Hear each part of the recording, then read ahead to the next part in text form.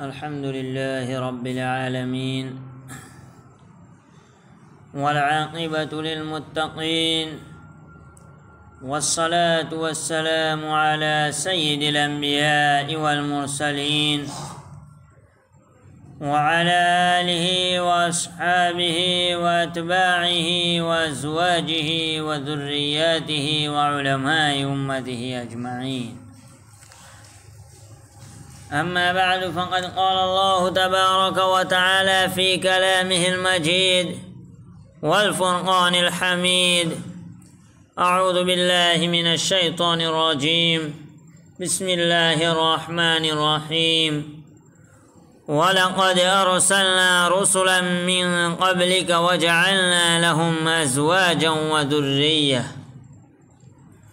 وقال تعالى: ولا تقربوا الزنا إنه كان فاحشة وساء سبيلا. وقال النبي صلى الله عليه وسلم: 4 من سنن المرسلين: التعطر والنكاح والسواك والحياء، أو قال كما صلی اللہ علیہ وسلم.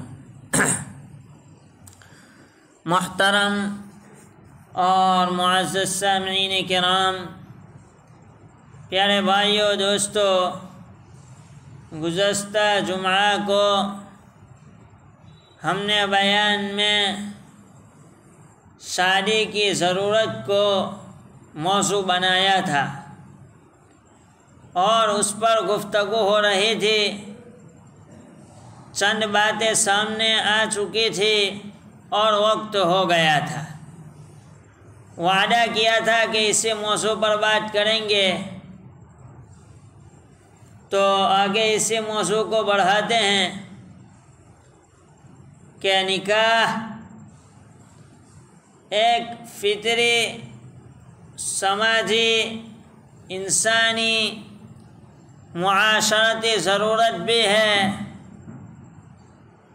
اور اس کے ساتھ ساتھ دینی ضرورت بھی ہے. نکاح کے متعلق نبی کریم صلی اللہ علیہ وسلم نے ارشاد فرمایا ہے: اذا تزوج العبد فقد استكمل نصف الدین. امام بیہقی نے اس حدیث کو ذکر کیا ہے. نبی کریم صلی اللہ علیہ وسلم ارشاد فرماتے ہیں کہ جب بندہ نکاح کرتا ہے تو اس کا نصف دین مکمل ہو جاتا ہے. اور اسی حوالے سے نبی کریم صلی اللہ علیہ وسلم کی ایک اور حدیث بھی ہے جو قابل غور ہے. نبی کریم صلی اللہ علیہ وسلم ارشاد فرماتے ہیں: وَفِي بُسْعِ أَحَدِكُمْ صَدَقَةٌ، کہ ہم بستری کرنا یہ صدقہ ہے. صحابہ کرام رضوان اللہ علیہم اجمعین جب نبی کریم صلی اللہ علیہ وسلم کی زبان مبارک سے یہ بات سنی تو انہوں نے عرض کیا تھا: یا رسول اللہ، ایأتی احدنا شہوتہ ویکون لہ فیہا اجر. کہ اللہ کے رسول صلی اللہ علیہ وسلم، ہم اپنی شہوت پوری کریں اور اس پر ہمیں اجر سے نوازا جائے. آپ صلی اللہ علیہ وسلم نے جواباً عرض کیا: ارائیتم لو وضعها فی حرام اکان علیہ فیہا وزر فکذلک اذا وضعها فی الحلال کان لہ اجر. کہ بتاؤ، اگر آدمی اپنی شرمگاہ حرام جگہ پر استعمال کرے تو کیا وہ گنہگار نہیں ہوگا؟ اسی طرح جب وہ اسے حلال جگہ پر استعمال کر رہا ہے تو وہ اجر کا مستحق ہے۔ یہ بخاری شریف کی حدیث ہے۔ بہرحال کہنے کا مقصد یہ ہے کہ اگر نوجوان اس کی شادی نہ کرائی جائے تو وہ بے حیا اور زنا کے کام میں مبتلا ہوگا تو وہ گنہگار ہوگا۔ اور قرآن کریم زنا کا حکم بڑا سخت بیان کرتا ہے۔ یہ نہیں کہتا ہے کہ زنا مت کرو، بلکہ یہ کہتا ہے کہ زنا کے قریب بھی مت جاؤ، اس لیے کہ یہ بہت برا راستہ ہے۔ اور نبی کریم صلی اللہ علیہ وسلم اس حدیث میں جو ابھی بتلائی گئی فرماتے ہیں کہ اگر کوئی شخص اپنی بیوی کے ساتھ ہم بستری کرتا ہے تو اس کو ثواب ملے گا،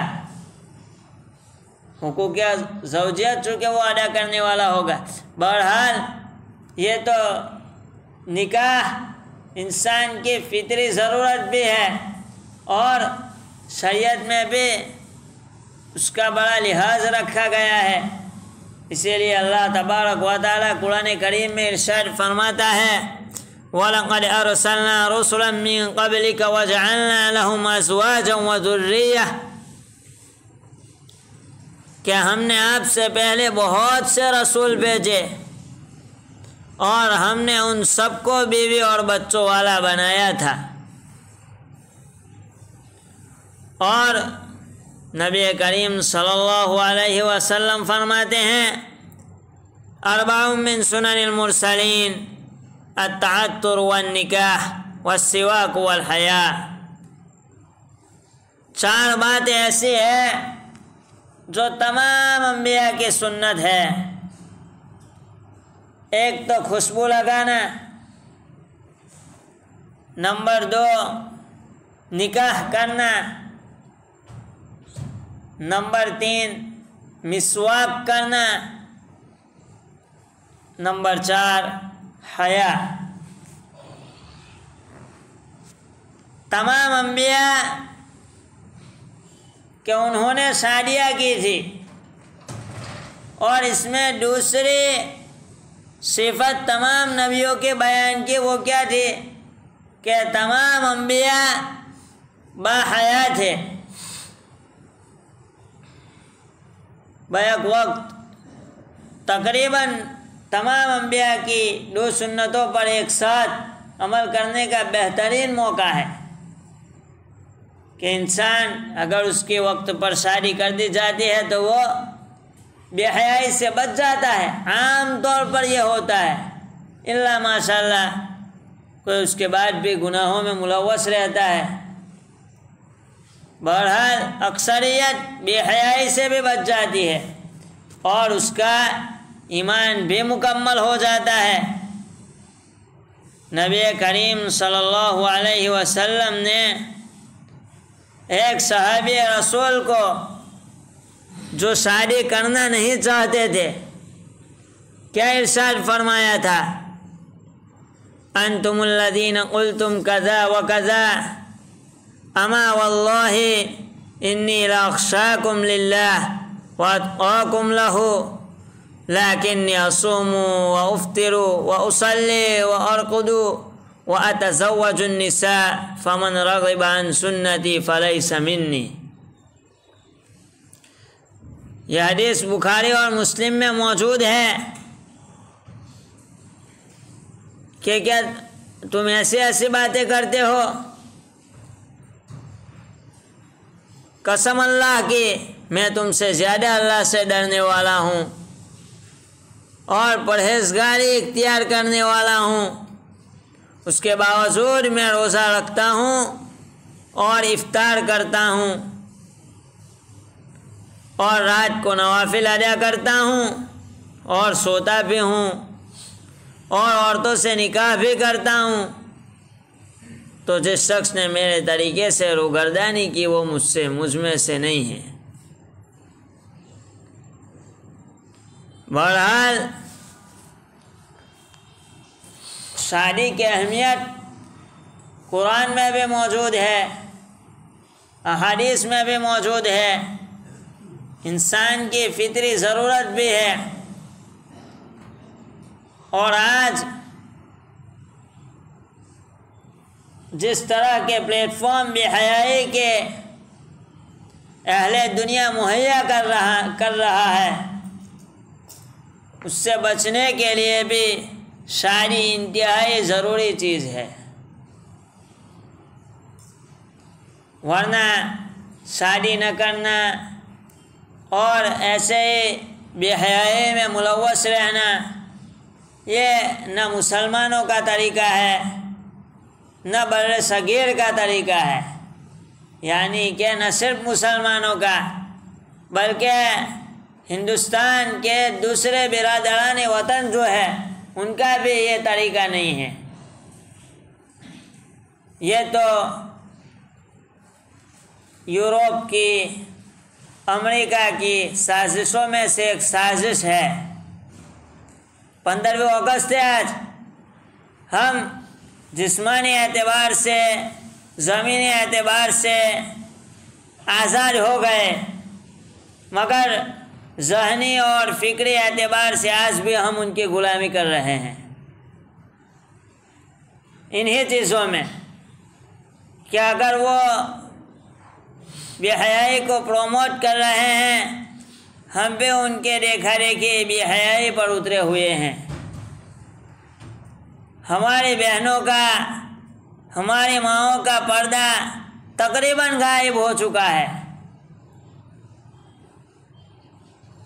اور اس سے بڑھ کر جب کوئی عورت یا مرد اپنے گھر سے باہر نکلتا ہے تو یہ سوچ کر نکلتا ہے کہ میں خوبصورت دکھوں اور لوگ مجھے دیکھیں، ہے کہ نہیں ہے؟